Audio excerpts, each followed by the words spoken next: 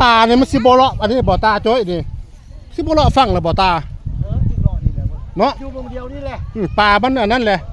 มันซาบอสคนละมันอันนั้นอยู่พุ่นไก่แล้วมันสีรีอยู่ฝั่งแล้วป่านี่ไปเดี๋ยวค่อยสิย่างเลาะโอ้ไทยท่านผู้ชมมาให้กำลังใจ ท่านผู้ชมมาให้กำลังใจโอ้พวกเสือกระด้งใหญ่เราอยู่ใส่กระด้งใหญ่อยู่พุ่นกระด้งใหญ่อยู่เจโป้กระด้งใหญ่อยู่เจพุ่นนี่พี่น้องโอ้กระด้งใหญ่พี่น้องโพดโพเอามานบ่กระด้งใหญ่ใครบันทึกปลาบาง5 โลเอาขึ้นบ่ได้เลยพี่น้องมันใหญ่โพดกระดุงใหญ่พี่น้องไหวบ่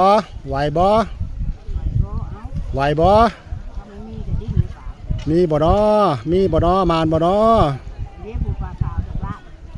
มานอยู่มานอยู่บ่มานอยู่มานอยู่มาน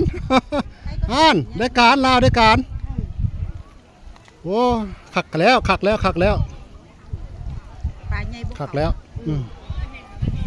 มานอยู่โอ้เราตักบาทเดียวบัดเลยเจ้าบ่ตักซ่าเจ้าบ่ลีลาจังหน่อยเนาะลีลายังไม่ได้ว่างนะหนักจักทางนี้ตัวนี้กระดุกน้อยตัวนี้มานว่าทางไหนบ่มานทางนี้ก็งมไปงมมาพี่น้องตัวเดียวเอาอีกแม่งมมานบ่หามบ่มานหนาวเนาะหามเนาะปิดตาอ่อนซ้อนอยู่แล้วพี่น้องเอ้ยปิดตาม้วนอยู่ขึ้นแพตัวนี้ว่านแหเลยพี่น้องขึ้นแพตัวนี้บ่ได้เป็นนั่งสั่งสันนะ ขึ้นแพว่านแหแล้วนี่เอาสีว่านระเบาะเอาตั้งใจขันว่านแล้วก็ได้ตกแก้ได้ยังบ่พร้อมเหมือนว่า ยังบ่พร้อมเหมือนว่ายังปลายังบ่บอนปลาโอ้จอบบอนบ่จอบปลาคอใหญ่อยู่พี่น้องเอ้ยบ่ทันได้ว่าน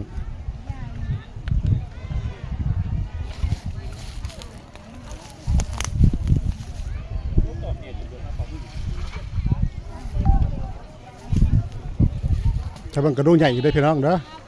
รอดูกระดุงใหญ่เรา